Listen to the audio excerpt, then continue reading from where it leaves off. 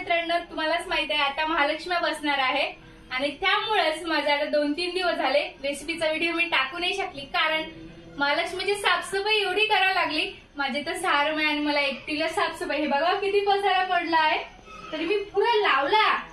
त्याच्यामध्ये कापूस होता त्याच्यामुळे खूप खुली हे झाली आहे। हे वावराचं सामान आहे आमच्या इथे पूर्ण, आणि पूर्ण मी साफसफाई झालेली आहे आणि आता मस्त महालक्ष्मीच्या सेटची तयारी करत आहे मी तिकडं।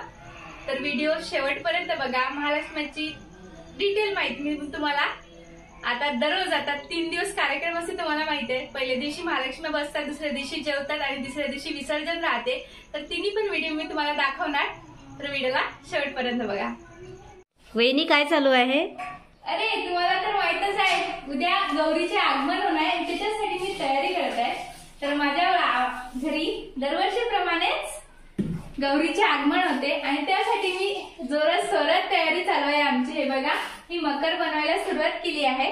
अगोदरच त्याची तयारी मस्त करून ठेवते आणि उद्या शानदारपैकी गौरीचे मी आगमन करणार आहे।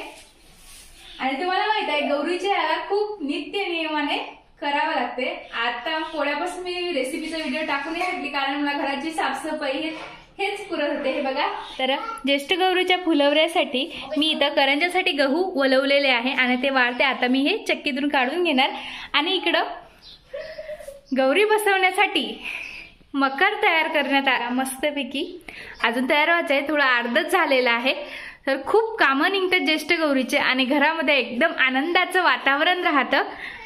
तर मी पोळ्याच्या दिवसापासून रेसिपीची व्हिडिओ टाकू नाही शकली, कारण की साफसफाईच एवढी निघाली की माझ्या घरी मीच आहे एकटी करण्यासाठी आणि एकटीला तुम्हाला माहिती आहे जळ जाते। ज्येष्ठ गौरीचे खूप सारे नियम पाळून करावं लागतं आणि हे बघा आमचा हा असा कार्टून आहे, याच्यामुळे तर खूपच अवघड। पूर्ण घराची साफसफाई वगैरे झालेली आहे आणि उद्या मस्तपैकी आपल्या गौराई येणार आहे आपल्या घरी। तर वेळ आहे सकाळी 6 ते रात्रीचे 8 वाजेपर्यंत। तर इकडे मी शिवाजी महाराज पण हे विकले, हे बघा,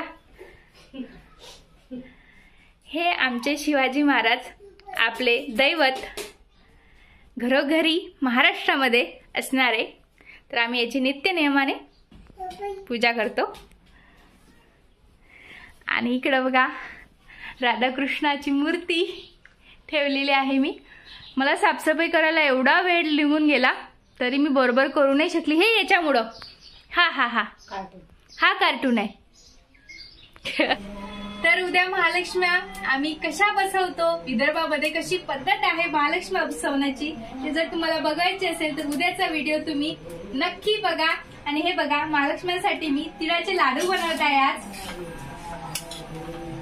अनेक प्रकारचे पक्वान महालक्ष्मीसाठी आम्ही करतो आणि उद्याच्या व्हिडिओमध्ये मी तुम्हाला डिटेलमध्ये दाखवणार। तर चला भेटूया उद्याच्या व्हिडिओमध्ये। धन्यवाद।